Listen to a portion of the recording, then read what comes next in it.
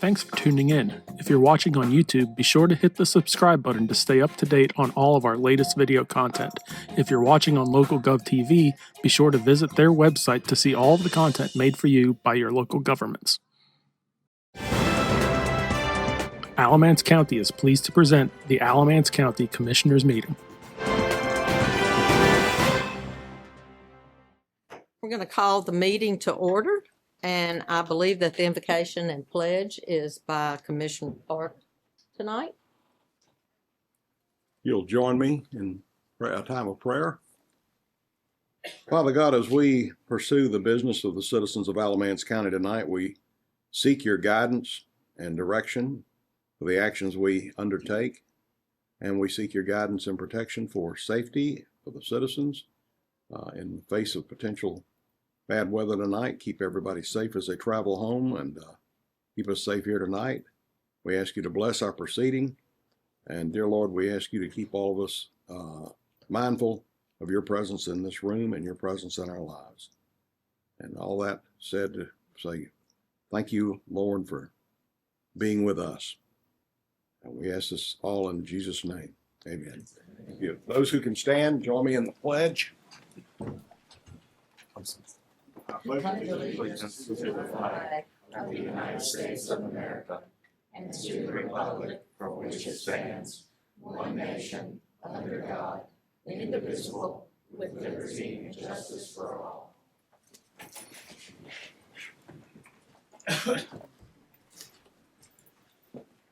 So I need to get a motion, unless anyone has any issues with the approval of the agenda for tonight. So moved.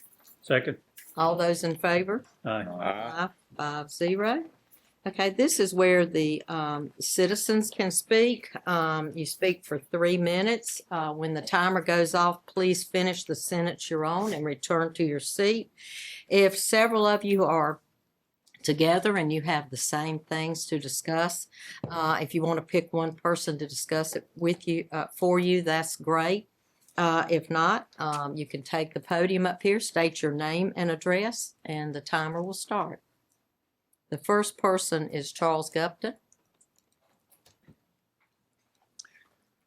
Good evening. My name is Charles Gupton, and I live on the edge of Burlington.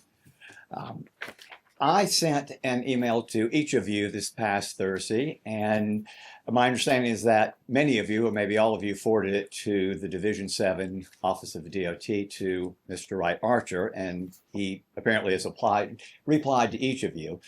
The replies that you've gotten, as I have read them, have basically been a copy and paste of the responses that he's been given since last September, October, when I started getting in touch with he and his assistant, Don McPherson. The concerns that we have in the community of Glencoe is that the speed limit going through that section of Highway 62, we believe, is far higher than it needs to be. I've requested that they lower the speed limit in that section to 35 from 45, and the response has been a number of times that their data doesn't support it, but mainly that they intend to put a stoplight at the crossroads of at Glencoe, Old Glencoe Road and 62, and that when that is in, that will slow traffic down for that section of highway. My question is, do you know anybody who drives a car who slows down 3/4 of a mile before they get to a stoplight? Or that they slow down after they've gone through a stoplight? No one slows down, and it just defies logic. I've given each of you a handout so that you, after the end of the evening, have a summary, but also there's an engineer's report there showing that the blind curve that is most dangerous there is actually about 50 feet short of the DOT's recommendation for a sight line for a driver going 45 miles an hour. Most drivers come through that intersection in the area of 55 to 60 miles an hour, and that gives a response time of under 3 seconds from the time they can see a car to having to stop or slow down or avoid them.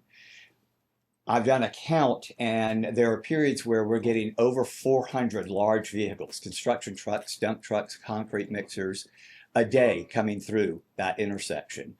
When 45 mile per hour zone was was placed there many years ago, it was probably getting about 10% of the traffic that it gets today, is my understanding. I think that's a consideration for why the speed needs to be dropped, in addition to the other safety concerns. When I've talked with Dawn McPherson a couple of times, she's indicated to me that, and I also sent each of you a PDF with about 45 stories from folks in the community expressing their concerns of danger and safety there. But in my conversations with her is that she said the stories don't matter. She's heard them all before, and what she's relying on is data. But all the data that she has given me has always been personal data that she prefers to drive fast herself and doesn't see a point of lowering the limit. Thank you. Thank you. Deborah Marshall. Thank you for letting me speak. My name is Deborah Marshall. I also live on Highway 62. Now, Charles was talking about from the bridge at the Glencoe Mill Village to Old Glencoe Road that crosses Highway 62. I live almost in the middle on the Blind Hill. My request to him was whether we could get a Blind Hill sign before you get to that spot. When I'm sitting in my driveway, you can't see down the hill at all. So for 40 years I've been there, you roll the window down, you listen, or in the winter you watch for the lights coming up the hill. In the 40 years I've been there, there have been only 10 or 15 wrecks there, but they all seem to hit the people that are in front of them, or the people that are turning, or trucks coming in the driveways or going out the driveways. So it would be nice if they could reduce the speed limit through there. My other concern is on the Old Glencoe, they are building 300 residential homes on one side of the street. I think that's what's prompted the stop light. But when you get that many cars coming in and coming out, and you still people coming up the hill, you're gonna get a lot of traffic. So if you could consider our request, I would greatly appreciate it, and thank you for letting me talk. Thank you. Thank you. Mark Payne.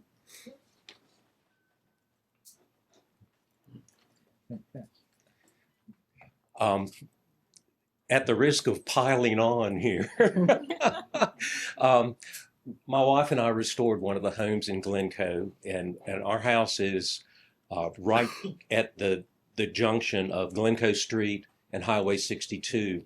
When you turn off the Haw River Bridge, you go 50 feet and turn up our driveway, which is about 400 feet up from the road. We've lived there now for almost 20 years. And I can honestly tell you, if there's one car out of 10 that passes that intersection going 35 miles an hour, it is a miracle. Our police department could sit there and hand out speeding tickets 24 hours a day, every 5 minutes. They're huge logging trucks, cement mixers, etc., that come down that highway. And I've never really driven a truck that size, but I do know this sound, that sound of a truck that's dieseling when they downshift. Very, very few of these large trucks ever downshift coming down that hill. And they come whistling around that corner at 50 to 60 miles an hour. When you pull out on Glencoe Street, and the Haw River Bridge is over here, going up the hill towards 5 Points area on the other side, going towards Caswell County. The road veers around to the left, uphill.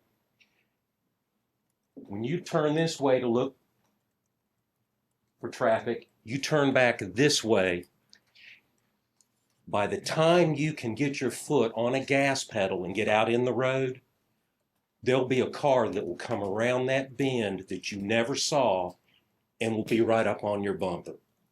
And I could not tell you how many people have cussed me all the way up that hill because I am gonna go 35 and make sure that they go too, except for the ones who pass you on the bridge. Yes. Yes. It is an amazing experience. And so I just, any attention that you can give to this matter would be appreciated. There are 8 or 10 fender benders out there every year. Someday somebody's going to be looking down at that one of their stupid cell phone pictures or something, and somebody's going to get killed at that intersection.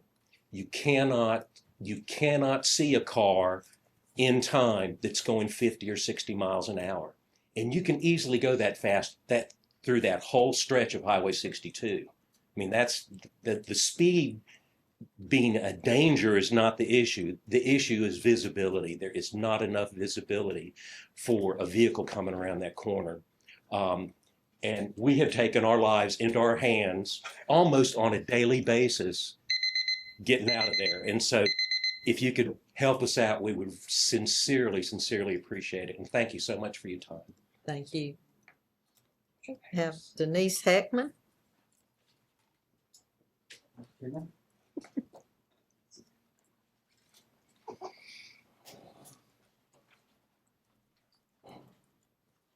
Denise, I just recognized you. How have you been doing? All right, how about you? I'm going to break the mold. My name is Denise Heckman. I live at 300 Oak Grove Drive in Graham, and I am here simply to ask one question and make a comment if I can. Have any of you on the council been approached in the past, say 3 to 5 months, by any of the city council members to see if you're willing, as the commissioners of Alamance County, to help the citizens of Alamance County save our sesquicentennial park? We have. They Okay. came and did a presentation. You did? Yep. Okay. Jim, you I and was James. told that there was no response. No, I think we did give a response. Well, that's to what it. I was told, that there was no response. So my question simply is, and you've probably already heard, I know Mr. Powell has probably heard for sure because he was at one of the meetings, they have voted to sell that little park by public auction. Is there anything as the county commissioners that the county can do or is willing to do like they did back in 1996, 97 to help the citizens save that park? And that's really Attorney all I had to Stevens? say. This is Graham's property. She's talking about the Sesquicentennial Park. up Right there. around the corner there. We don't, there's nothing we can do about that, is it? If you want to stop the clock 1 second. Well, there are options. We haven't come prepared to discuss any of those tonight, but the county can purchase property just like any other entity at a public sale. But as far as going to Graham and telling them what they can do with that property, that is We not in certainly our don't have- purview. No, we certainly don't have any administrative control over what Graham does with its property. And I Correct. understand that. I was just wondering if You there can was start any, it back. oh, I'm sorry. Wondering if there was any possibility there was something that could be done, because we as the citizens have begged and done all we feel like we can do at this point, and they have taken it away from us. And I was told by a city council member, or I wasn't told in particular, we were told at the last meeting, you want to go talk to the county commissioners, go ahead. I'll go with you and help you. I reminded him of that in an email I sent, and I was politely, in so many words, told I won't be there after he said he'd help. So I was just curious, and I wanted to throw that out. And if anybody has any suggestions, we would appreciate it. Thank you. Thank you. Ramona Allen.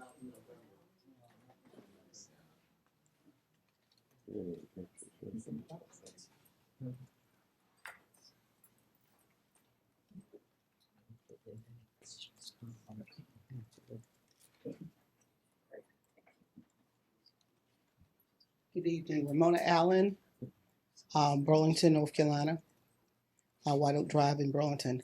I just came as a voice today. I spoke with some folks this week and they said to ask you. Can't hear me? Okay.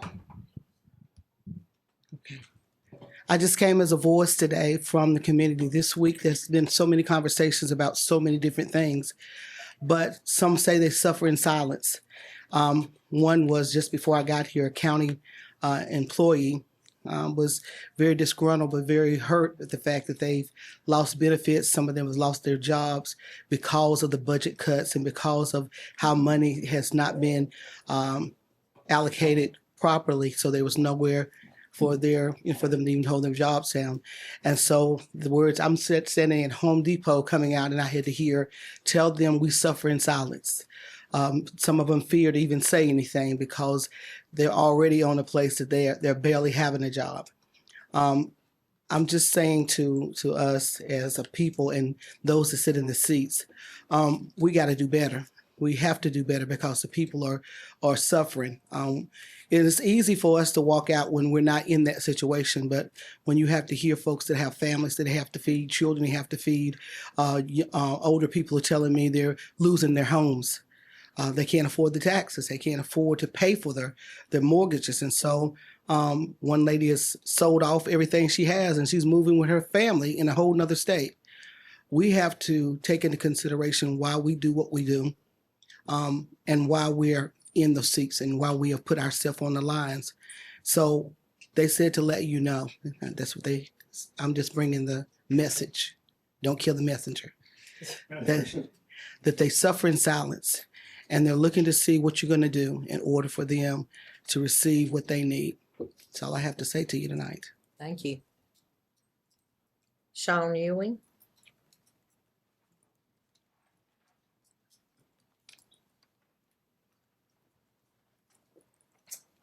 Good evening, Chair and Commissioners. I appreciate the time to speak this evening, and for the record, I'm Sean Ewing, a member of Mebane City Council.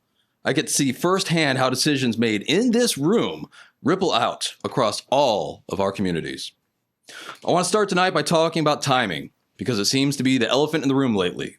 We really should be moving forward right now with county-wide zoning, and specifically a moratorium on data centers. We need these protections in place today. Instead, it feels like a bit like we're playing the waiting game, and let's be honest, holding off on zoning discussions until the upcoming election isn't fooling anyone. The issues we are facing aren't going to press pause just because campaigns are running. The data centers certainly aren't waiting for the first Tuesday in November, and neither should our zoning policies. We, all together, need to be proactive. If we want to see a great example of how to tackle these tough issues head on, we don't need to look too far. I want to publicly commend the Alamance County Planning Board. During their recent meeting, they handled complex, heavy issues with incredible professionalism and dedication, as well as transparency, even if they're conveying difficult truths. They showed up to work plain and simple, and we need that from that and that exact same decisive energy here. Speaking of doing the work and collaborating, I've also need to address the recent library committee appointments. The Mebane City Council put forward some fantastic, highly qualified individuals to serve on that committee. I fully stand behind the candidates that all the council recommended, and it was deeply disappointing to see this board choose to pass over those individuals that our city council carefully vetted and suggested. When municipalities offer a hand and provide strong candidates to help our county institutions thrive, we should be building those bridges. Please, please don't ignore them. We have a lot of work to do here in Alamance County, from protecting our land with a data center moratorium to making sure our community boards reflect the best folks for the job. Let's stop kicking the can down the road until after the election season, and let's get to work together. Thank you all for your time, and you'll have a great evening. Thank you. Thank you. Next, we have Mr. Scott Ward.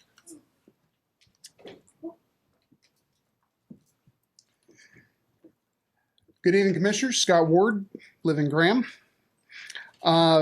Before I get going on my main topic, I would like to echo the concerns of the young lady who stepped up here to talk about the park. I would love to see if the county couldn't put together some kind of offer to make the city of Graham to buy that piece of land, not even to put the park on. If you just put a bench over there, to turn it into some kind of memorial to the 150th anniversary and all the history we have here in this county. My other point that I'd like to stand up for is to speak in opposition to what Mr. Ewing just spoke about. Commissioners, I am not in favor of more regulation to stop businesses. We have too much regulation already. The government that governs best is the one that governs least, and we don't need more rules for data centers. data centers are run by companies. Companies have profit motivations. If electricity is costing, if they're using too much electricity, they have to pay for that electricity. If they are using too much water, they have to pay for that water. Now, if they live out in the county, that's a discussion to be had. That's where we have a high impact land use, and you can certainly have that discussion. But everywhere else, the free market is going to manage that, it's going to self-regulate. That's why a lot of the data centers you see that are being built right now have solar next to it. They have solar farms next to them to make sure they aren't having the impact on the electric grid that they are having. There's also been, I'm also curious about the recent rise in the number of complaints about data centers. Data centers have been around for decades, not days or months or weeks, but decades. There's a data center just a few blocks down the road here that mines Bitcoin. That's all it does. This building has a data center. There are data centers everywhere. We used to call them server farms. Now, they don't just host AI, they host your email. They host your Netflix. You go to Amazon, you want to pull up the weather on your phone, you want to get an emergency text, it's coming from a data center. They have purpose. And I would say that further regulation is not a smart way to manage. Let's use the rules we have now to govern what we have and what's coming. I think they're sufficient. And then let's not kill future business just because a few people got, frankly, uninformed opinions about data centers from marketing material hosted on social media, which, by the way, is hosted on a data center. So that's all I have to say. Commissioners, thank you for the chance to speak. Thank you. Peter Childers.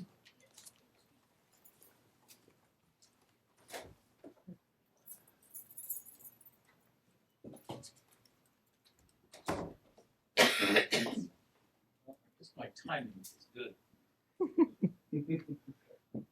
So anyway, my name is Peter Childers.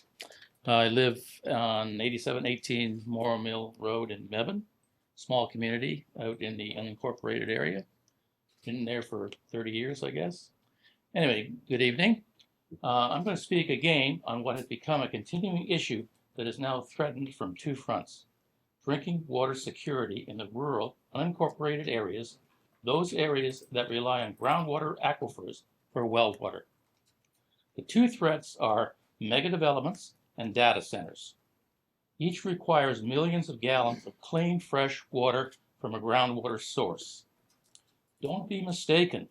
Data centers are to support AI and are coming for your water, while AI is coming for your jobs. Kevin Sasser's Morrow Mill 450 home mega development, of which I am one of the neighbors of, has the real potential to use about 4 to 5 million gallons of groundwater per month. And data centers can easily use many more millions of gallons of clean water, aquifer water, for cooling. No one has shown these levels of use are sustainable, and no one has shown that the refresh volume can keep up with the level of drawdown, especially during drought. When will our water run out? Kevin Sasser has not yet shown he is a good neighbor, as this development will put our community's well water at risk. He is being offered to sell part of the development land to the Conservation Fund of North Carolina, with added cash from donations from our community. This will reduce the number of homes needing well water, create a larger area of undeveloped land to sustain the refresh rate, and provide a conservation area for all of the community. The sale would compensate Kevin Sasser for loss of profit potential and make him a good neighbor. I know that at least one commissioner has Kevin Sasser's contact number. Maybe we can start a conversation. So these are issues that require development controls and a wider discussion. Tonight, I am calling on commissioners to vote on a moratorium of 1 year on data centers and mega development construction to give the wider community a chance for input it now does not have. And this is not a time to be sitting on your hands. Appreciate my time. Thank you. Thank you. Tom Schopler.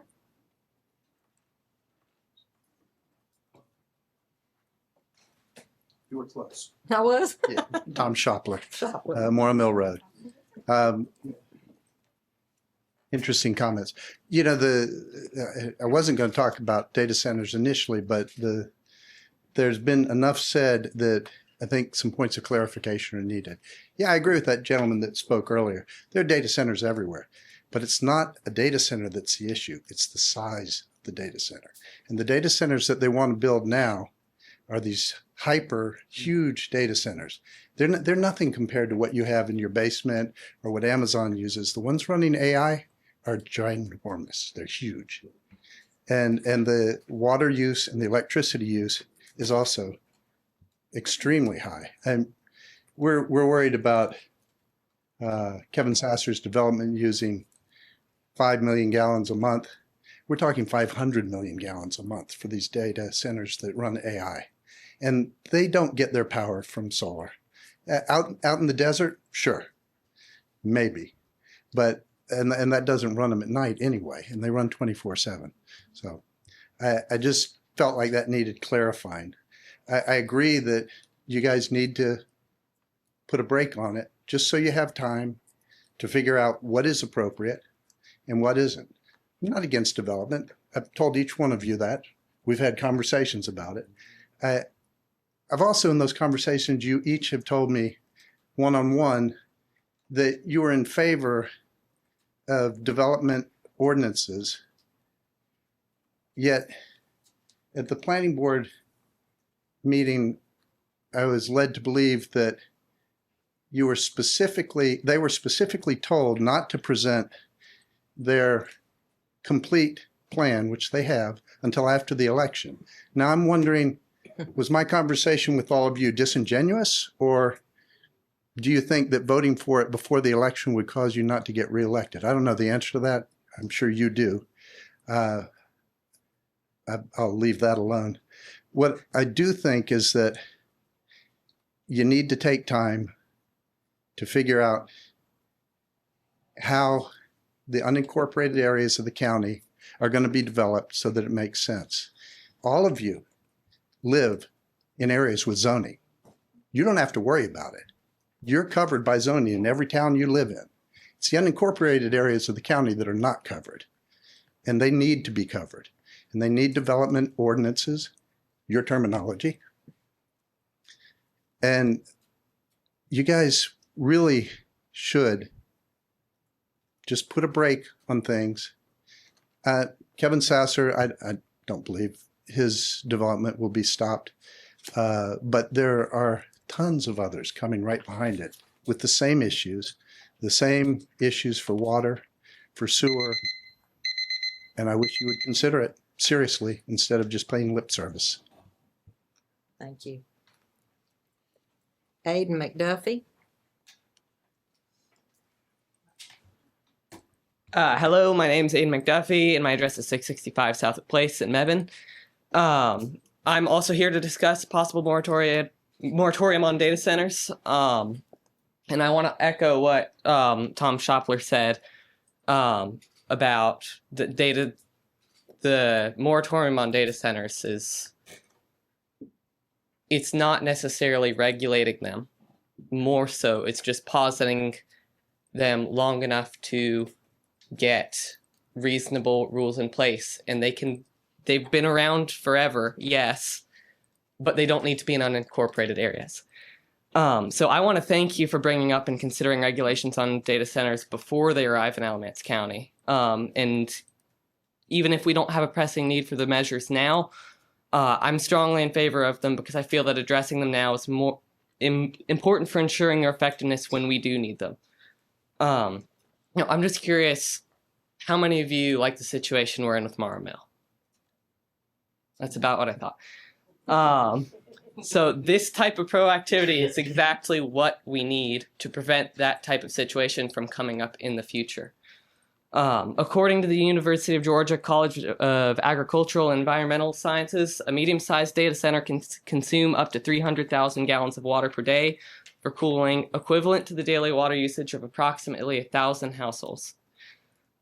This water usually comes from drinking water sources like rivers, lakes, and aquifers, according to the same report from the University of Georgia. If those statistics sound at all familiar, it's because they're almost identical to what's being proposed at Morrow Mill. So my question is, why can't this moratorium also include other developments requiring large amounts of water, such as large-scale housing developments, like the one at Morrow Mill? Excuse me. My printer wouldn't work today.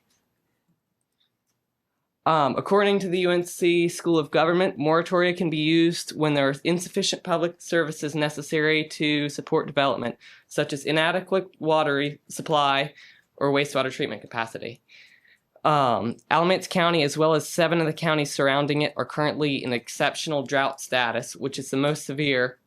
So there are conditions that warrant a moratorium. Without a moratorium like this, wells could run dry, directly hurting the farmers in the area. And if this goes on long enough, it could cause more people to, in turn, sell their farms or land due to lack of agricultural suitability and profit, thus recreating the same situation as we're currently in with Morrow Mill over and over again in a continuous spiral. So I'll just reiterate my question. Can a moratorium on data centers also address other large water uses such as what's being proposed for Morrow Mill? And if not, why and what other approaches can be taken? Thank you. And we have Emily Sutton.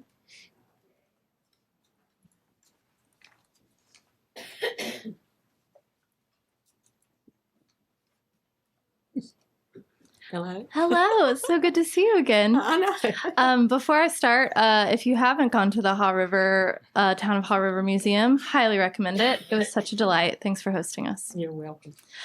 So I'm Emily Sutton. I'm the Haw River Keeper and Executive Director at Haw River Assembly, and I'm here tonight just to reintroduce myself. I've had the pleasure and honor of working with Haw River Assembly and speaking as a voice for our river and the communities that we serve, and working collaboratively with this government body for 10 years now. And the faces have changed, but our organization is the same. We have the same mission. So I just wanted to introduce myself and make sure that we are a resource to you and kind of give some context for some of the issues that we've already talked about tonight. So a little bit of context. You all are now very aware of the crisis that communities in Swepsonville have dealt with. So we investigated PFAS contamination that was likely sourced from sludge fields or a pre-regulatory or unlined landfill that contaminated community wells around the Swepsonville area. For context, the EPA has said over 0.04 parts per trillion of PFAS is too high. Levels that we saw coming out of these faucets at homes were over 3,200 parts per trillion. So this was a crisis. We investigated that. We worked with the community members. We provided temporary solutions. And then we worked with Brian Baker and Alamance County to move forward on funding proposal to extend water utility service to that community to provide long-term solutions. So even though that process is moving painfully slow, and I would give anything to move it faster because those communities cannot drink their water, I want to commend the staff at Alamance County for making that happen. So that's just a quick summary of a little bit of what we do. But we are a voice for the river, and Alamance County contains, the entire county is in part of the Haw River watershed. And right now, the county is rife with threats to our river. So that includes unchecked developments without guardrails. We currently do not have zoning. We do not have a sediment and erosion control team. And that impacts, if we don't have zoning to have regulation for preventing high development or high density development in these areas, we're going to have more cases like Swepsonville. Some of these high density developments are going in close to landfills. And so we want to make sure that the existing communities that are there have water quantities that they need, and the new communities moving in have safe water, because once groundwater is contaminated, it is nearly impossible to remediate. So I really want to stress the idea of zoning, not just to add more regulatory burden, but to protect our communities. Also, just a quick thing on data center moratorium. We're working to put moratoriums in place in all the counties around the Haw River watershed, not because we want to ban data centers. We don't have policies in place to protect communities and protect our resources. North Carolina doesn't have a water withdrawal permitting system. So we have to have policies in place to make sure our communities are safe. Thank you. I'm a resource. My name's Emily Sutton. Thank you. So next we have about 3 minutes per commissioner to make a comment. And so I would, I think I'll start. First, Tamiris Heckman in 1996, and we actually, our clerk to the commissioners board went back and reviewed everything that happened when we were told about the park. And they actually came to us and they mentioned that they were thinking about putting a park up there. And I think the county commissioners said, oh, that sounds like a nice idea in a way to honor the veterans. At no time did we offer any money, assist with any money, or give them any money for the park. And since it is in the city of Graham, and I'm sorry that I kind of threw our county attorney under the bus there, but I did want to get his opinion that as of, now it is their land and we have no control or no say over what the city of Graham, any more than the city of Burlington or anybody else does with their property. And secondly, you have talked about planning and zoning, and we have not been ignoring that. We have all talked to our planner and zoner, Matthew Hogland, who is a new father and is out to be with his new child and wife. But we have talked to him about trying to put some bite into our subdivision ordinances, because Matthew has said that we have no bite in our ordinances. In fact, there's almost no way to do anything or stop anything with subdivisions, and if I'm wrong, correct me. So we talked to him about several of our ideas and that the commissioners have come up with, because there was a zoning brought several years ago when Amy Gailey was on, and it had some things, in fact, Amy has even spoken about it, that were not very, what's the word I can use? Residential, helpful. And so it was turned down. But we have been asking them, because we think it would be quicker, and with subdivisions coming, for them to go ahead and work on putting some bite in the ordinances, following some of the suggestions that we've come up with, and those ordinances for subdivisions. Because once we get into planning and zoning, and the town of Haw River has planning and zoning, there's like 6 different types, you have to be really careful what you put down, how you do it, and where it goes from there. And so we have asked them and to please look at the subdivisions first and see if some of this can be controlled, and then go from there. And also the comment about the employees, we made the comment about people are having trouble struggling keeping their homes, and the people that owe us for their back taxes, and we have not put anyone out of a home that's living in that home. We have done some abandoned and some land. But, I'm going to finish this sentence, we have to, in fact, Ms. Allen at the budget meeting at the old courthouse stated she was against raising taxes.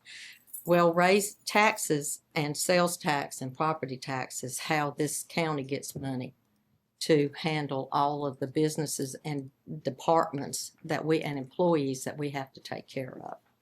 Thank you. Mr. Priola, you want to go next? Sure. I like Scott's comment that government governs best that governs least. And that's where I come from. Happy and proud for that. Tom, you got it wrong. Nobody here in this panel has discussed, planned, conspired to about the election. This is a very important consideration. We can agree on that. And I think ordinances can address that. But it's not because of the election, or it's not despite the election. It's what needs to take place for the planning. I'm not opposed to a moratorium. on development, particularly of those hypersized units.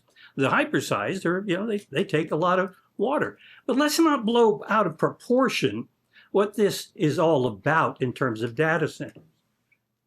On the aggregate, in the United States, we spend more money, we use more money to water golf courses than we do data centers. And that's the projection into 2028.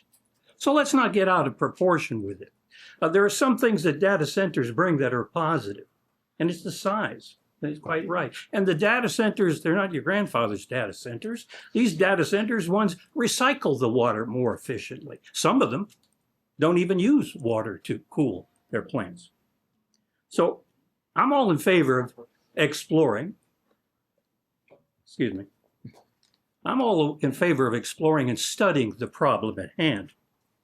But I'm not in favor of running whole hog into saying these things are bad.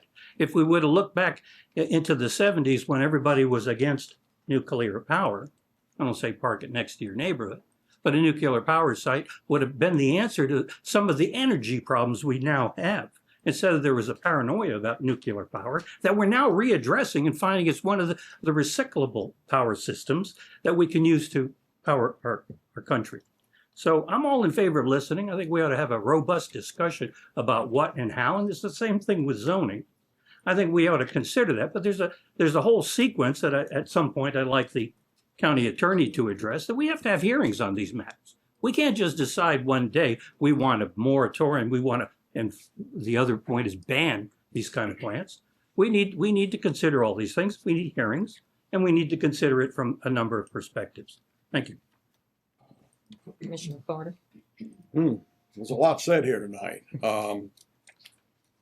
I fall back on several comments that were just made. Ms. Allen made a comment again that she didn't support or supported funding all the employees in the county at a higher rate of pay, I guess. She was concerned about them not making enough money. And then the other side of her mouth, she said she was concerned about people who weren't making enough money to pay their taxes. Not this museum. Right. Okay. We like Chair Allen said, we haven't foreclosed on anybody that was living in a house in Alamance County. We don't try to do that, but we do have to collect taxes in order to run the county. This is an extremely difficult budget for us. And the schools have asked for more money. We're facing that not just in Alamance County, but across the state. Our neighboring counties, Forsyth and Guilford, have been all over the news with the issues of how much their schools need right now. It's tight, it's tough to not raise taxes and yet try and fund everything that everybody needs. We're the ones who have to try and provide the funding to keep the county running, to keep you have employees to service your needs. It's difficult to do without raising taxes in an inflationary environment. People say to us, well, our costs have gone up. Guess what? You live in the same county we operate Alamance County in. What do you think's happened to the cost of running Alamance County? It's gone up. So we have to find other sources of revenue.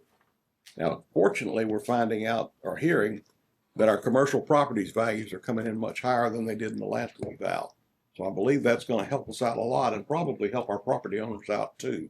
But that's not in this year's budget because the reval won't be effective until January.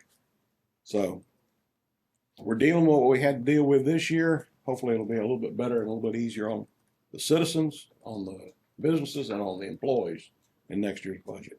Thank you. Commissioner Powell. Thank you.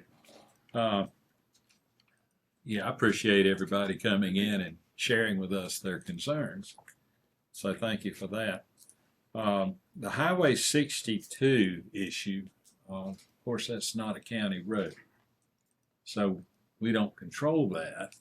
But I think what maybe Charles would like to do is get us to assist in making that request. So from the standpoint, the staff can do anything to help suggest to the state that maybe that something be looked at. I think it would be good.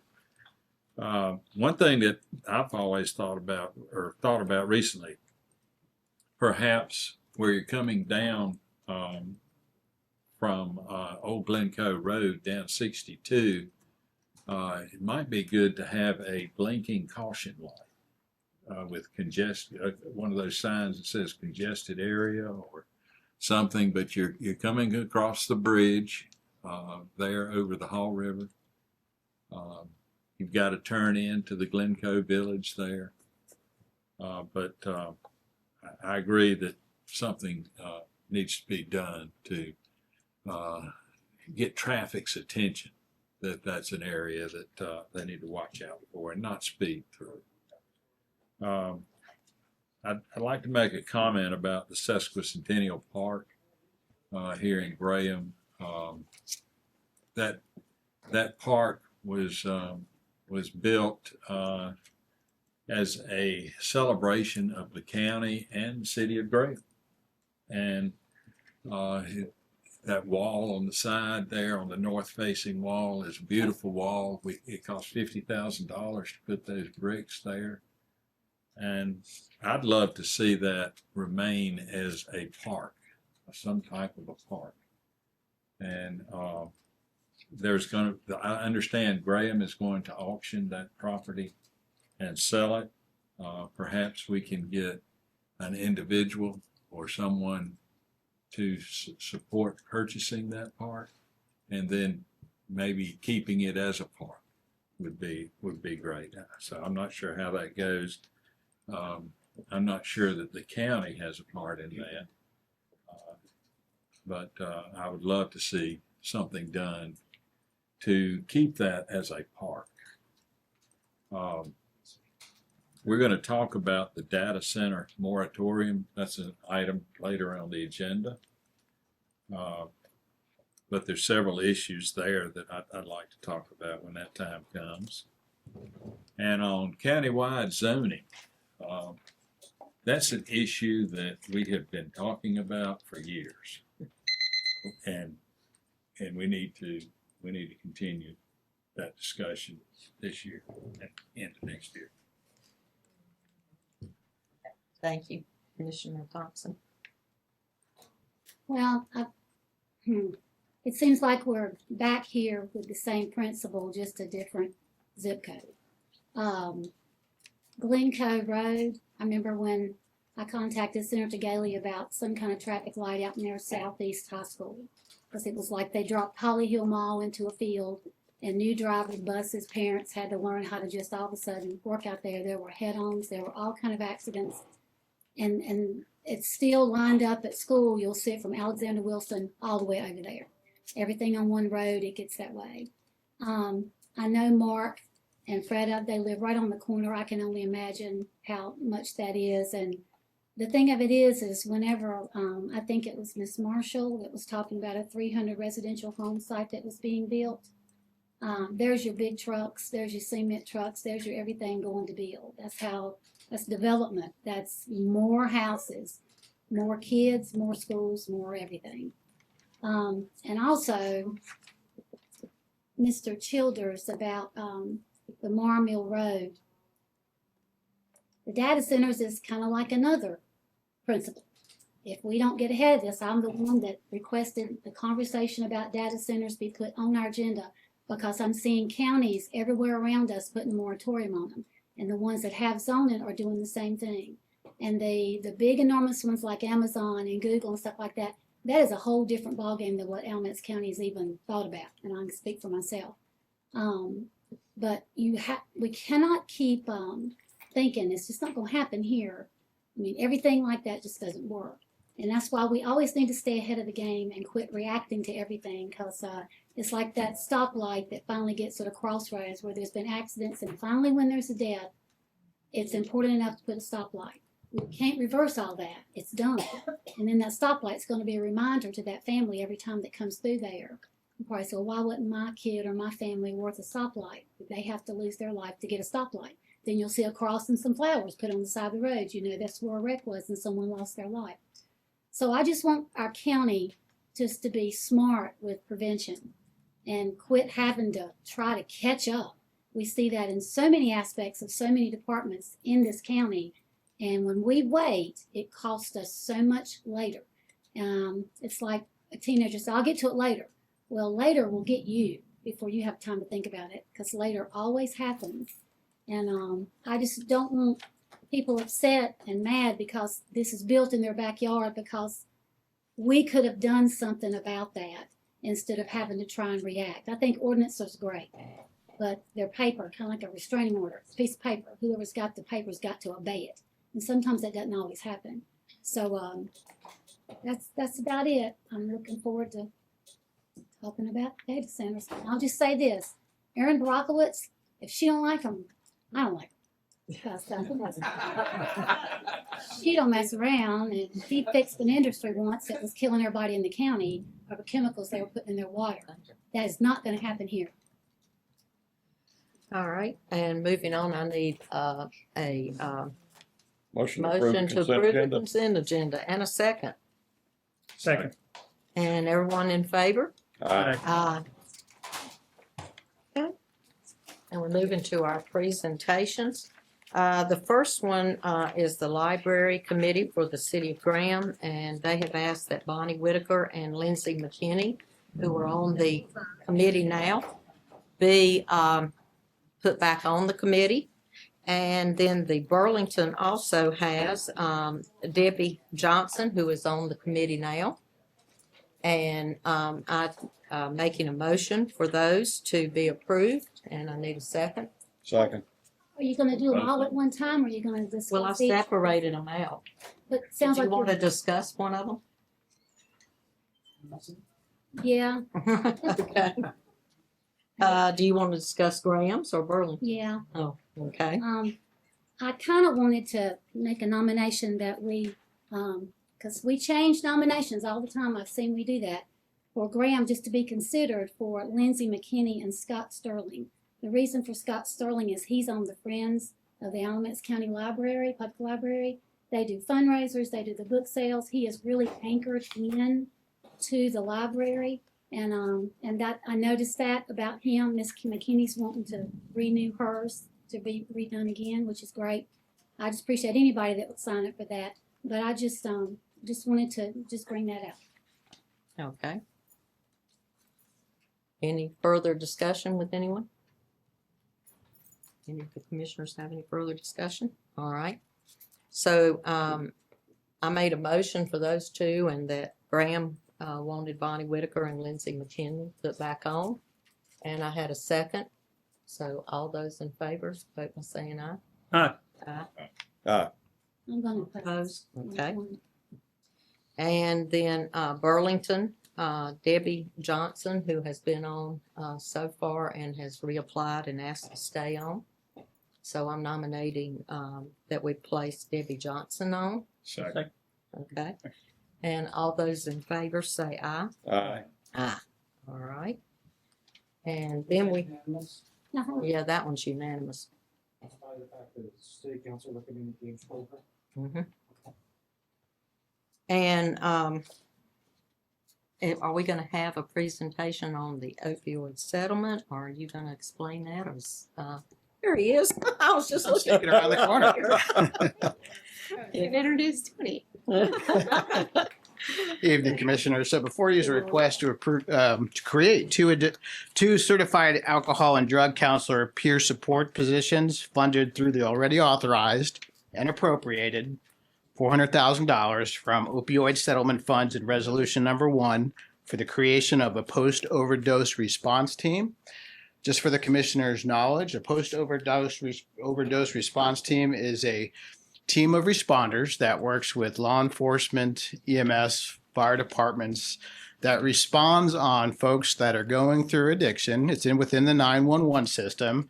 And the concept behind it is for them to build relationships with those individuals and ideally try to help navigate them into treatment services. So that's what a post-overdose response team does. It is an evidence-based type of program. As with all positions funded through the opioid settlement, we will return to the board annually with a recommendation and request authorization to continue or discontinue funding for these positions. There are no general funds being used for this position request, and I'm happy to answer any questions. Motion to approve. I'll second that. Everyone in favor? Aye. Okay. Pam, did you say aye? I'm sorry, I nodded. I'm Oh, sorry. 5-0. Thank you. Now we come to the discussion of the moratorium on data centers. And I'm going to let our county attorney just give a little brief overview of what the process is to obtain a moratorium, if we so wish to do that.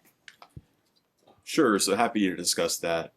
Moratoria in North Carolina are applicable in situations like this where there might be a desire by the board to study a way in which to regulate a certain type of industry or business that wants to use land.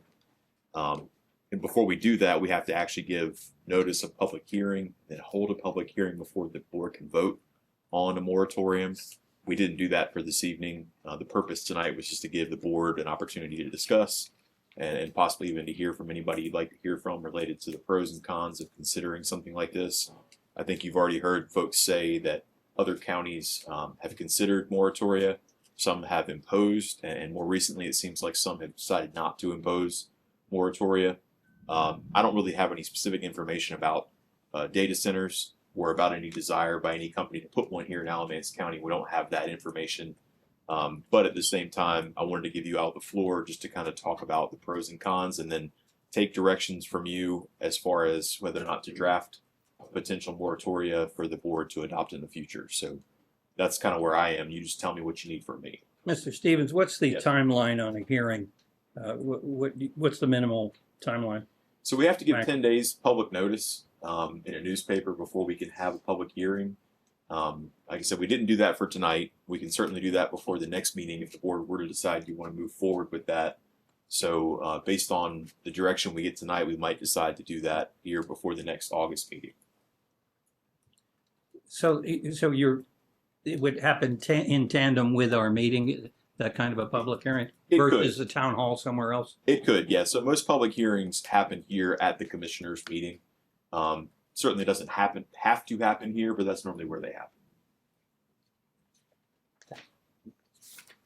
Any other comments? Just to add to it, I know Surrey County, Orange County, Davie County, Cumberland County, Davidson County, White County, and there's several others. I think Chatham also have put in a year moratorium or some kind of moratorium. It seems like there's just been a bunch of them that have come out here lately because you're seeing them all over the country. I know we have 96 data centers and 69, I think, built, with the rest almost built. And there's one looking at Madison, Rockingham. They've had a fit over that one. So, of course, they had casinos. So I'm just saying I think everybody's just starting to listen and think this. We may need to just take a step back and realize what we're getting. Yes, I'm on the planning board also. I'm sorry. His phone just. It's Steve, not me. Yeah. So the planning board has discussed data centers a couple of months ago. And they have already been added to the proposed UDO, the Unified Development Ordinance for the county, and been placed in that under the Heavy Industrial Ordinance as a Class 2 usage, which requires certain buffers around and other restrictions. There's several issues that, data centers have been getting quite a lot of press lately. People are objecting because I guess the primary thing is water usage. So I was talking with some people who are involved with that. One of the guys on the planning board, Lee Isley, who goes out and talks about data centers, has sent me some information. I haven't researched it myself, but we have some issues that he has brought to me, and one of them is that older data centers used fresh water consumption for cooling and they were using in the like million gallons per day for a large center. And so data centers got the were tied in with large amounts of water consumption. Well, new data centers, from what I'm being told, are now a closed loop system with a circulation pump and cooling tower. This is like a radiator in your car. Instead of continually consuming fresh water, the system reuses the same water for cooling. And this brings water usage to a very small and carefully controlled amount.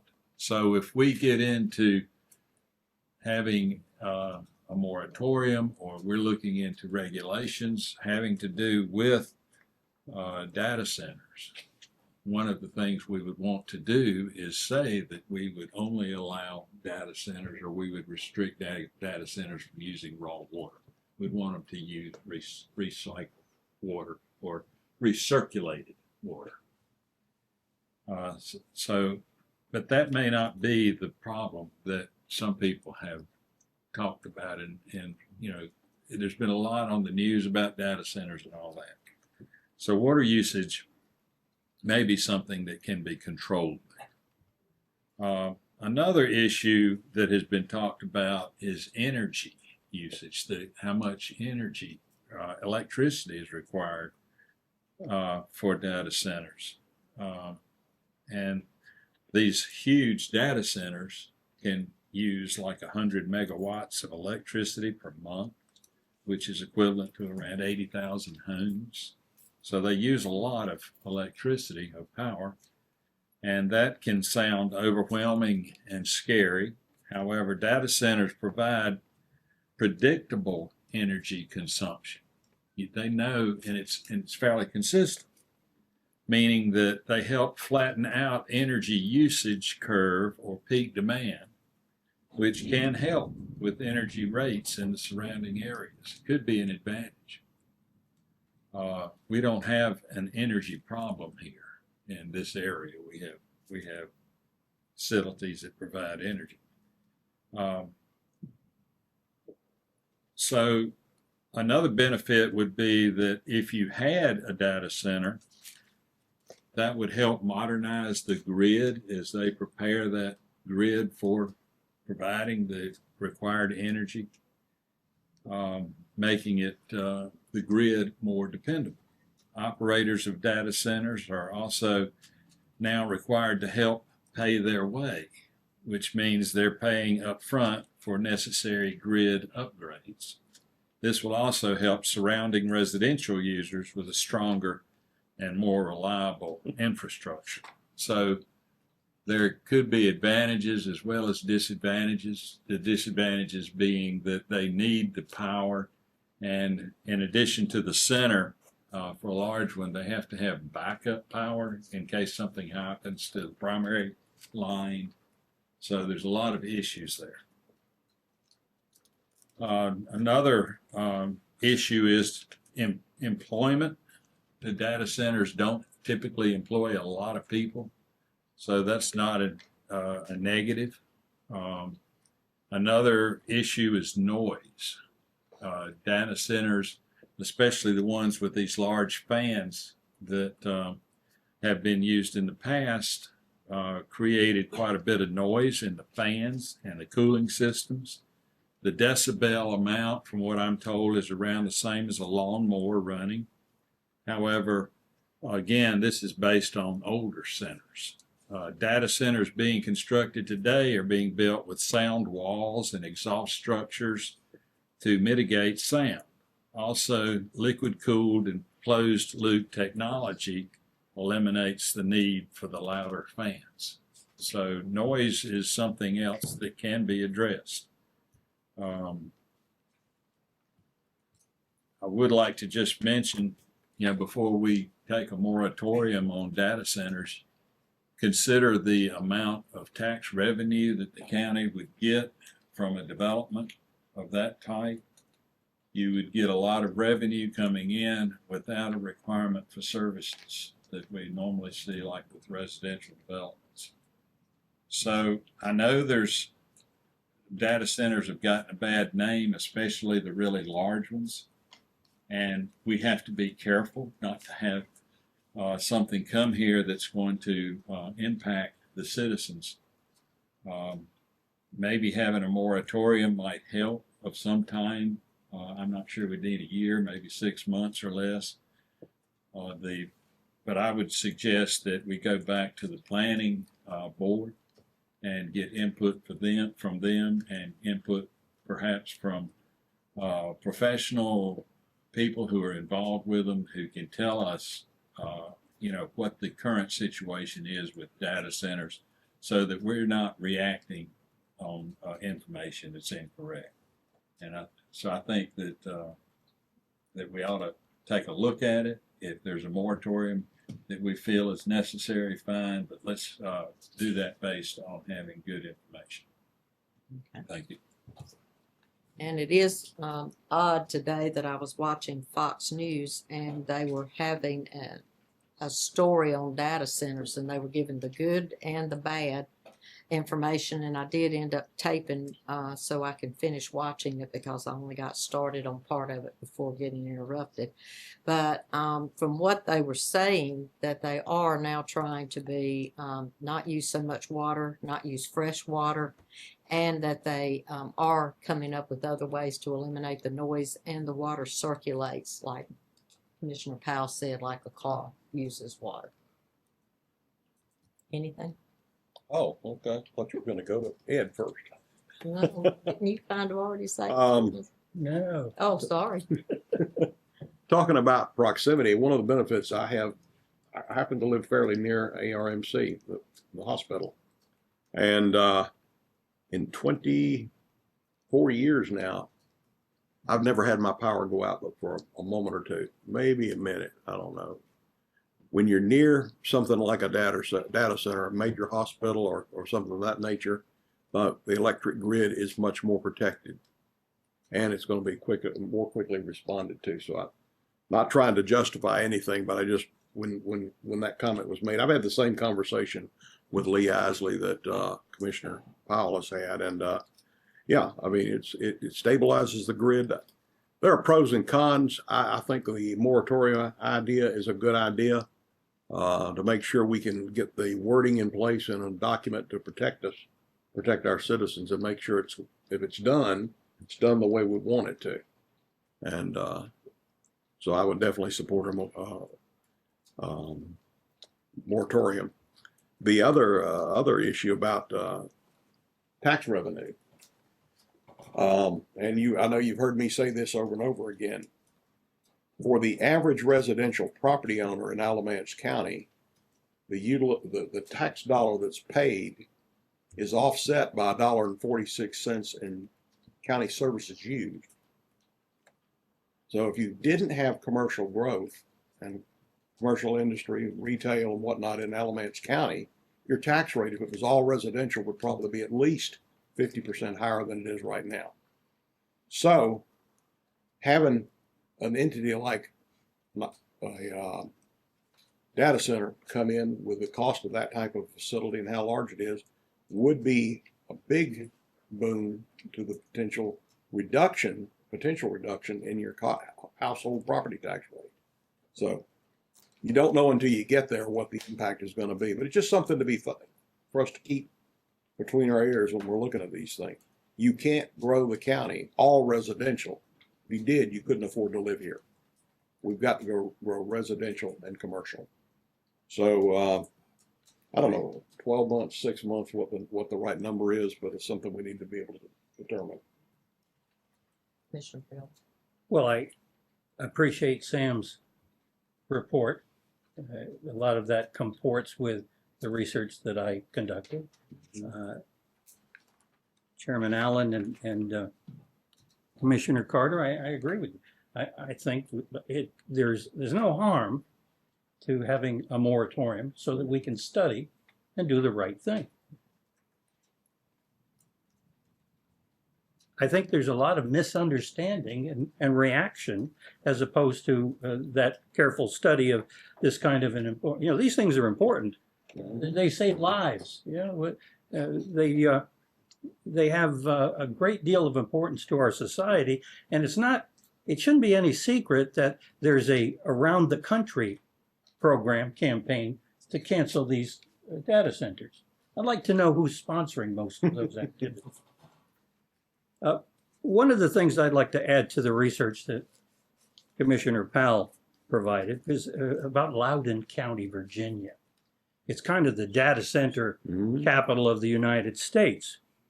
And the research shows that the electricity rates haven't had any appreciable bounce, nor have the water rates on the use in Loudoun County, Virginia.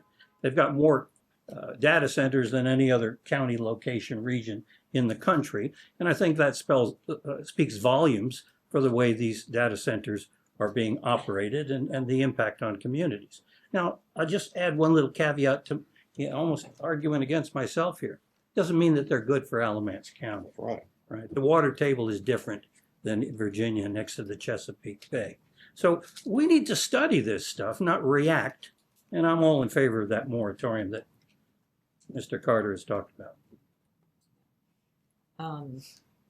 If we put together like a 6-month so that we can really get all the data, all the information and everything, would that be a possibility for you? Sure. I've heard enough here to know that I've got a quorum of commissioners interested in this. We'll go ahead and notice a public hearing for the first August meeting. I don't think we need to decide really until that meeting how long the moratorium should be. Okay. But we'll go ahead and draft it. We'll go ahead and notice it, and we'll get it on your next meeting. Okay. Mr. Stevens? Sir. As a prelude to that ordinance, I presume it's in the form of an ordinance, we'll need some definitions of terms. One data center is not the same as another and so forth. Right? Sure. So, what exactly we'll be voting on is before the release of the hearing ordinance draft, if you could, that would be helpful. Well, we'll go ahead and send out the notice just so we have that done. That has to happen 10 days in advance, and we're pretty close to that deadline even now. So we'll go ahead and notice the hearing, and before the hearing, you'll get an opportunity to review what we've drafted. Do we want to hold that meeting in the historic courthouse? Yes. I'm sorry. I was making sure we wanted to have a public hearing at the day meeting. Big pardon? I was asking the attorney if we wanted to have the public hearing at your day meeting or if you'd prefer waiting until the second August meeting for that. I think personally more people who work can come in the evening. So we may want to Okay. notice it for the second. Sure. And Commissioner Carter is asking if we want to relocate our meeting to the historic courthouse to accommodate additional speakers. I'm good with either. You all just tell me what you want. Fine with me. Just depends on y'all think. Do you think that we'll need the courthouse? I think it's a good idea. I think evening, let's get as many folks there to weigh in as possible. Okay. Yeah, to discuss it. And I will say one other thing that they brought up too was that all these counties that have data centers have dropped their tax rate significantly because of the money brought in by the data center. So it's just that was part of what I was catching as I walked through and stopped and started listening to what they were talking about, because I'm always interested in us saving tax dollars. Yeah. So that would be your evening meeting on August 17th. We can do that. No problem. If I could, I think we ought to invite the planning board to come and present what they've already done and found out. Not perhaps require it, but if they would like to come and present that. They've already done some work on this, and I think we ought to hear from them if we can. Okay. That would have to be noticed too, wouldn't it? Quorum of the planning board. Yes, No. and we can certainly Not do that. necessarily having the whole board here. I'm saying a representative from the group at least to come and we can do that and give a presentation. I would just like to make a comment. I want us all to listen to folks that have come in here today and talk to you about data centers.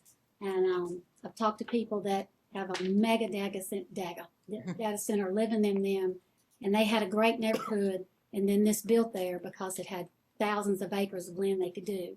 I'm all about prosperity. but this never is off.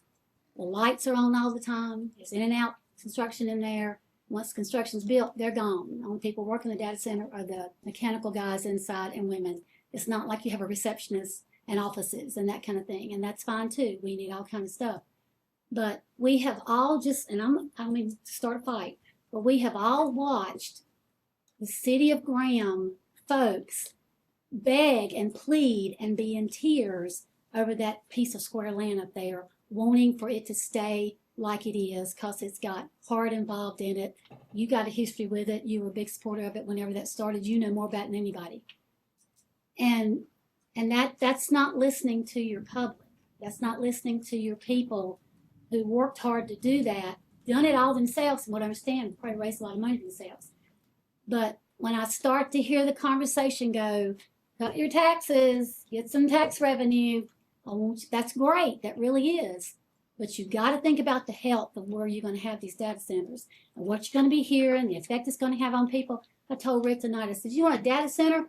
Get Google to come in here and buy Western Electric, dig that place up and put them a big old data center in there, and they connect the city of Burlington water and they can have electricity. There's a power plant right down the road. So I'm just telling you, don't, and Lee Isley, love him. I get my billboards for him. But you got other planning guys that don't like data centers, especially your rural farmers and things. So just see the big picture before you start seeing about a tax. That's the downfall of everything is when we start seeing dollar signs, because it's got to be about our people. Well, one thing that I wanted Mr. Stevens to look into is, and it was one thing I complained about a recent development, is the buffer and not having enough buffer. They have to be so far back, which would probably eliminate a lot of land. And they have to put all kinds of buffers up for noise and lights and everything else that is involved with any business coming into here or any data center. I know that the town of Haw River has strict buffer rules, and it really helps. I mean, to put privacy fences and shrubbery and trees and things that also help stop noise. And it's very important for us to think about that if we're thinking about anything or anything that we're going to handle. There needs to be buffers and ways to minimize traffic and the noise and all that before anything is considered. I just want to make sure we're not conflating two things. I'm hearing a lot of discussion now about how we should regulate data centers. Mm-hmm. I want to make sure we understand that the decision to institute a moratorium is the first part of that. It is what we do first, and then we can have conversations about what kind of regulation needs to happen, what we should and shouldn't have. And that's why I was saying we might want to do the moratorium first to give ourselves time to work on all the details. I only heard one speaker tonight really not in favor of regulation of data centers, and just want to remind the board that until we actually have a moratorium in place, any plans that are filed that precede that are going to be considered as though they were under the initial zoning regulation or land use regulation. So the longer we wait to institute something, the more we risk having someone put something in place without any regulation at all. Right. And that's why I was suggesting the day meeting rather than. Right. And that's why I was suggesting that you get the moratorium, and then everybody start really researching and going behind and looking, and heck, I'll even drive and visit some of them. That we need to do that, and that would give us lead time to do that. Right. So I just want to make sure I'm clear. Mhm. I'll go ahead and draft it. I'm not trying to push for one meeting or the other. I just want to remind the board that we don't have to have all the answers up front. Yeah. Well, right now you're sitting up. Yeah, because- maybe we should try to do it on the 1st. And couldn't we have the courthouse on the 1st? And it will be a day meeting, unless, we would agree and everybody would agree to change it, which I think does stop some people from being able to come in and speak. And we need to listen to our residents and our taxpayers. Well, we can do it either time. Very unlikely we could get the courthouse on the 3rd, which is that 1st meeting. Right. I would imagine it's probably not available on a Monday during the day. Right. So if we want to wait till the 17th, that's totally fine. I just want to make sure we're not mixing the two things. We don't have to have all the answers up front. Right. No. I just wanted to make sure that we are ahead of the curve on this. I think the moratorium is just the safeguard, like Right. rails, so they don't fill out that permit, and here we go again, just like what we've seen, a lot of these folks are talking about. It's the same principle, and we cannot keep not doing what we need to do for any reason. And it's 2026, we gotta get with it. All right, yep. That's, I think we're in a consensus. That's what we want, and we want to get to moving on that as quickly as possible. And we need to be ahead of it and not behind it. Okay, Just so we're clear, which meeting? the night meeting. The night meeting, I just think 17th. there's so, yeah, the second, I just The think 19th there's instead of the 3rd. 17th. 17th, I yes. just think there's so many people that cannot come during the day that work. Okay, we'll get it done. Okay. Yep, thank you. Mhm. Well, will they all be able to speak, or will there be a time limit? No, this is gonna be for this. This Okay. is gonna be for that, to discuss it. And hopefully, most of our business will be handled at the day meeting. Okay. And then everyone who shows up will get to speak. Which this is directly for the people to be able to comment. And I'd like to reiterate the definition of terms, what we're talking about, because we had some conversation earlier on about there's a small data bank, there's a this and that with a computer. Are we talking about everything? So I know you understand, but I want to reiterate it so that at that meeting, that we can have a reading of that definition of terms. Understand. Yes, sir. Thanks. Thank you. Did you have anything else on attorney comments or anything while we're? Well, actually, I've got a closed session motion for the board, so I'm going to defer and let the county manager and you all go first, if that's okay. Okay. Okay, for county manager's report, I wanted to let you know that July is Parks and Recreation Month. So I wanted to invite you to join me in thanking our professional Parks and Recreation staff for the outstanding work that they do. And just to acknowledge the importance of Parks and Recreation and the benefits that our facilities and our programming provides to visitors and residents of Alamance County. And then I also wanted to take an opportunity to introduce our new Veteran Services Director. He is here with us tonight, Mr. Jeff McNeil. Hello. How are you? Jeff is a U.S. Army veteran. He started, I know you'd like that.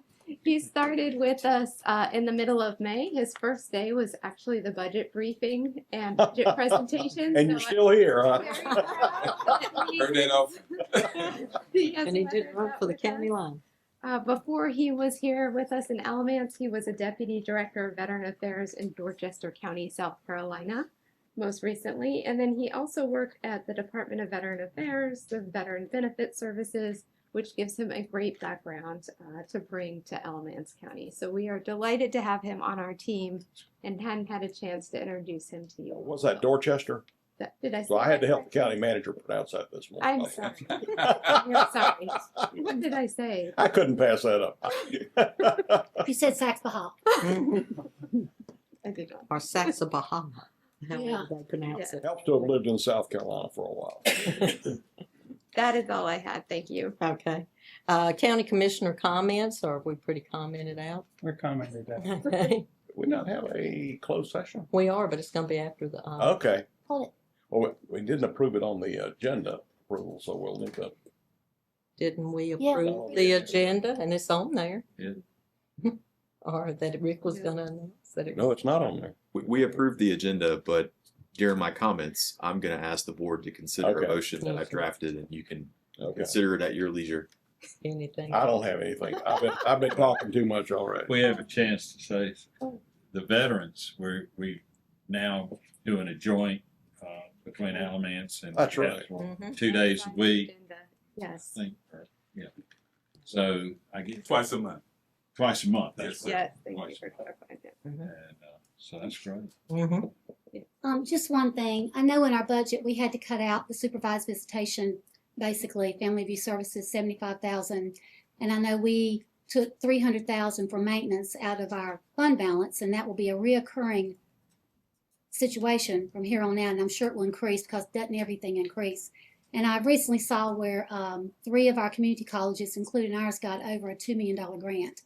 I'm very concerned about not having supervised visitation program, which is housed in the Petrie Building, which is a $2.8 million building that was built in honor of Ann Petrie because she was a client of the Friendship Day Adult Center. And that building was donated to the county. We didn't have to build it. We mow it and fix the toilet. We're very lucky. So, but these people that are court ordered to go to try reunification and whatever it is that they do in supervised visitation, a phenomenal program. A judge orders that. They are having to go out of county to get services. I think we really need to think about this because this is a very important program. I was at Family Abuse Services when it started with Jim Robinson, Joy Siriano, all the judges everywhere, and it's very important. Katie Overby wrote us about this, how important this program is. I just think we need to really look at that because that is that's a signature program that Alamance County's had, been invested in it for years, and it's all about priorities. So I'm just saying that puts a real hardship on families that are going through such hardships to start with. And we just need to, not everybody has rainbows and fairy godmothers. So I just think we really need to think about this when it comes to our priorities, what we spend our money on and that fund balance. That's it.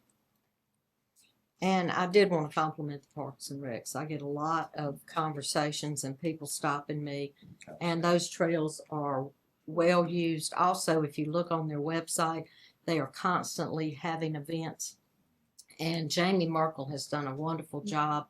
And I love how, and I have volunteered several times with the Special Olympics. And oh my gosh, if you go and you see these kids and you see them get a medal, it's worth going out in the dead heat at Elon College and standing out there sweating for 4 hours watching these. I mean, it's just great.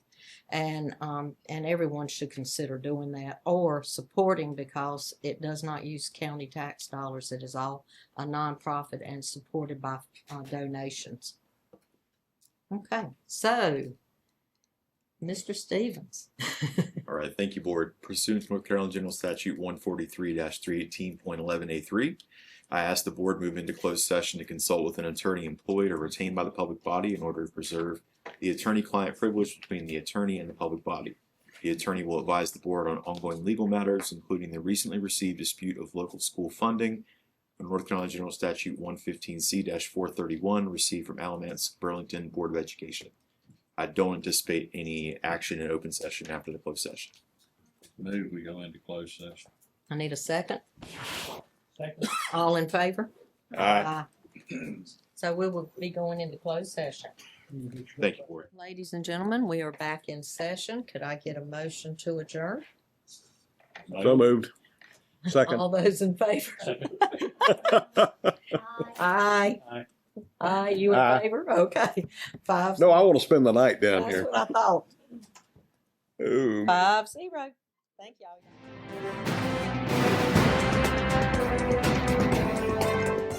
Thank you for watching the Alamance County Commissioners Meeting. Commissioner meetings typically occur on the first and third Monday of each month in the Commissioners Meeting Room in the County Office Building at 124 West Elm Street in Graham. The first Monday meeting begins at 9:30 a.m. and the third Monday meeting begins at 6:30 p.m. Changes to the meeting schedule will be posted on the county website at alamancecountync.gov.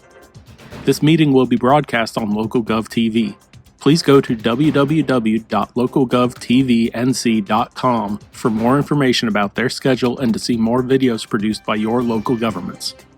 You can also access this meeting through our YouTube channel at www.youtube.com/Alamance County NC or by clicking the YouTube link on the county website. Technical questions regarding this broadcast or production may be sent to our county webmaster via email at webmaster@alamancecountync.gov. This address is for technical questions only. Comments and questions about the content of this meeting may be made to the commissioners themselves.